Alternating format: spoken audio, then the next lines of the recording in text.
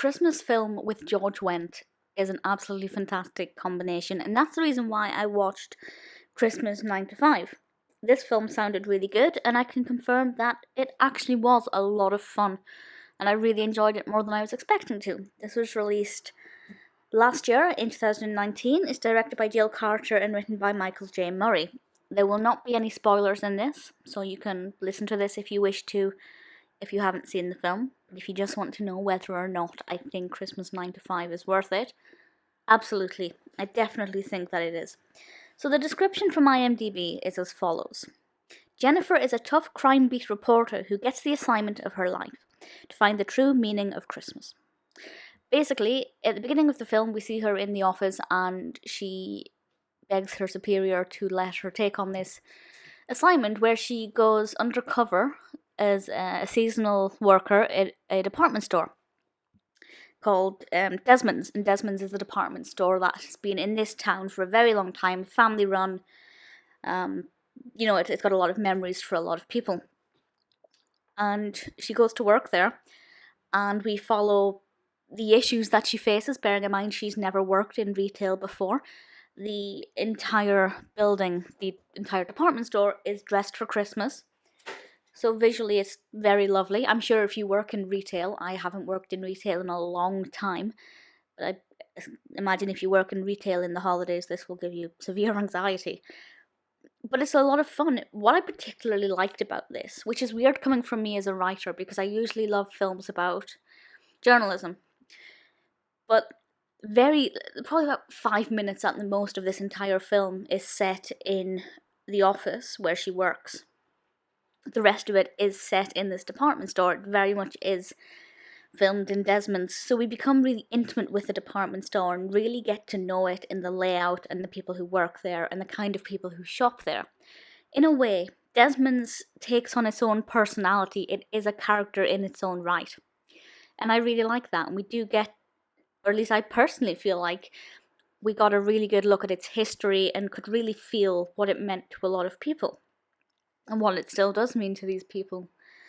And Jennifer as a character, as we find out more about the department store, we also find out more about Jennifer on her journey and how her emotions and thoughts are changing and developing.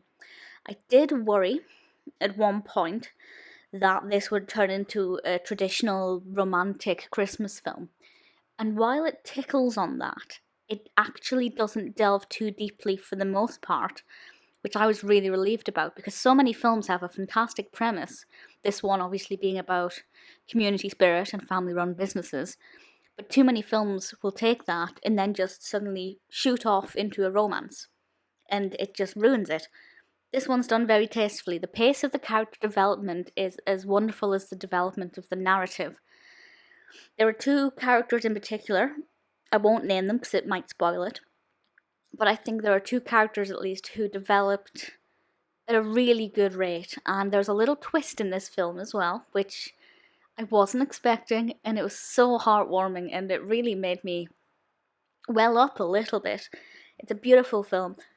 Obviously, because I watched this for George Wendt, I needed it to be good, and it really is. I didn't think he'd be in it that much, but actually he is. He plays Manny O'Quinn, who is the elevator attendant, and he's wonderful in this.